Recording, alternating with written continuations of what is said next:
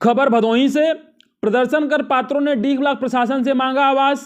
Deeg block के अंतिम तटवर्ती गांव करवधिया में बुधवार को पात्र परिवारों ने ग्रामीणों के साथ प्रदर्शन कर डीग ब्लॉक प्रशासन से रहने के लिए आवास, रास्ता और पेयजल की आवाज उठाई है। गांव निवासी पात्रता की श्रेणी में आने वाली सावित्री देवी पाठक समरपाल ने बताया कि प्रत्येक 5 वर्ष में गांव की सरकार बनने पर आवास की औपचारिकता पूरी की जाती है, लेकिन एक बार भी पात्रता सूची में उनका नाम नहीं आ सका है।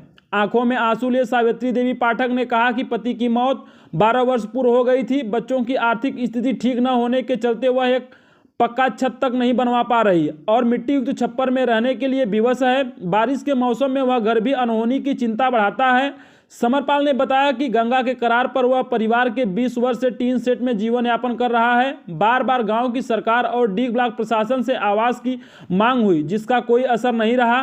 अगल बगल पवन मिश्रा, अवधेश पाल, आसाराम पाठक, संजय सरोज, दीपक सरोज, प्रेम शंकर शुक्ला, पंजाबी निषाद, रमेश पाल, बलराम पाल, रामकृष्ण पाल, आनंद सरोज ने कहा कि डीग ब्लॉक का अंतिम गांव होने के कारण अधिकारियों की नज़र करवधिया से कोसों दूर रहती है, जिसका लाभ जिम्मेदार उठाकर अपने विकास तक सीमित बनते रहते हैं।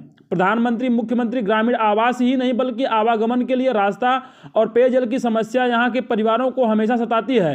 डीग ब्लॉक प्रशासन ने करवधिया गांव में विकास का खाका तैयार नहीं किया तो पात्रों के साथ ग्रामीण डीएम से मिलेंगे।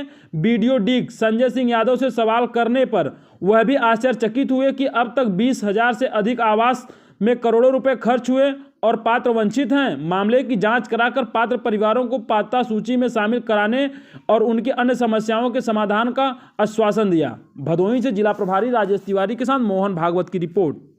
जनपद भदोही के पश्चिमी छोर का सबसे आखिरी गांव करवधिया है, जहां की समस्याओं का अंबार लगा हुआ है। वहां दर्जनों की संख्या में ऐसे लोग हैं जिनको आवास, रास्ता और पानी पीने की सुविधा जैसी तमाम समस्याओं का सामना करना पड़ रहा है।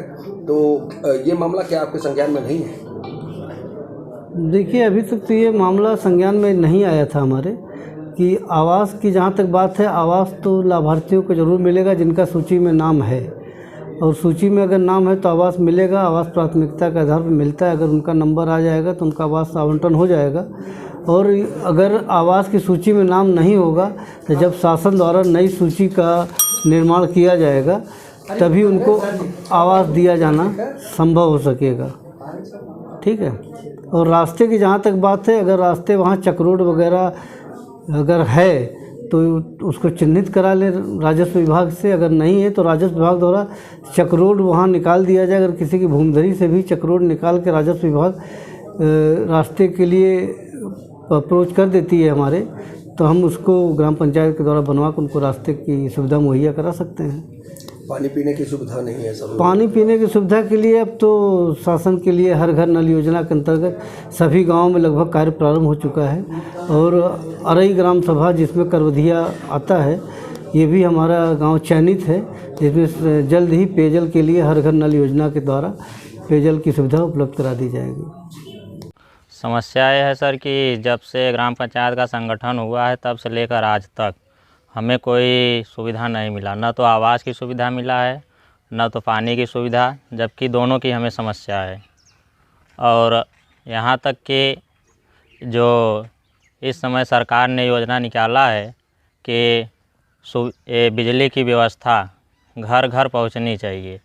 आप देख रहे हैं कि यहाँ पर बिजली हमारे यहाँ न तो कोई कनेक्शन है, न तो यहाँ पे खंभा गड़ा है।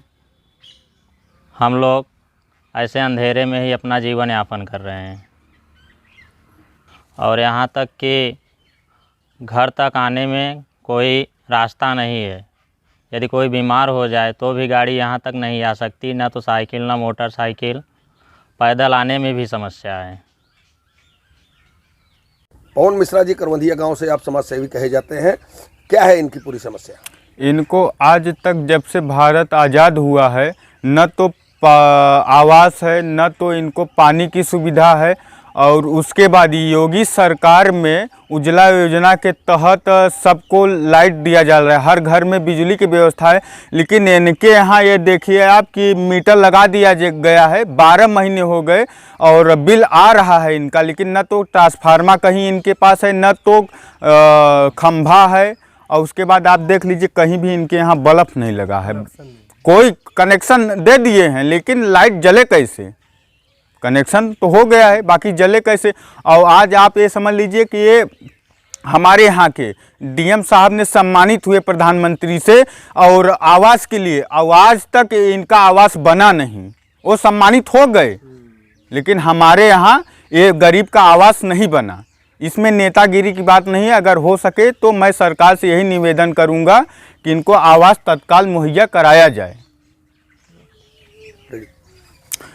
और इनकी एक और समस्या जो कि बहुत है, रास्ता जो है इनके पास नहीं है कहीं आने जाने की। ये मेड़ पकड़ के आते हैं, जो खेत का मेड़ होता है वही पकड़ के आते हैं। अगर इनके यहाँ कोई भी मरीज बीमार हो गया, इनकी माताजी अभी हाल ही में बीमार थी, बीएचयू में एडमिट थी, लेकिन एम्बुलेंस आने के लिए कोई रास्ता नहीं, खटिये से लाद के ले गए थे, तब अस्पताल गई थी। इनके घर पे आने के लिए कौन सा मेन रास्ता है, जरा चल के दिखाएंगे? आइए, चलो सब लोग।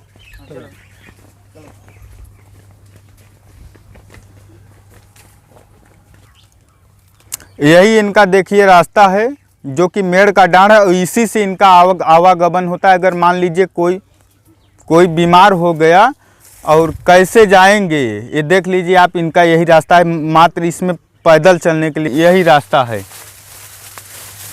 आने जाने में बहुत इनको समस्या है। माता जी की अभी जो आपको हमने समस्या दिखा के लाया, वैसे समस्या तो हमारे करवंधिया गांव में दर्जनों भर हैं, लेकिन आप इनकी भी समस्या देख लीजिए कि रहने के लिए इनके शरण नहीं है, और ये जो है इनको सरकारी कोई लाभ नहीं मिलता है, आवास इनको नहीं है। उसके बाद अपना खुद लगा के चापाकल हैंडपंप लगाए हैं, और मड़ई में अपना खाना बना रही हैं, वहीं पे रहती हैं। इनके आवास रहने के लिए कोई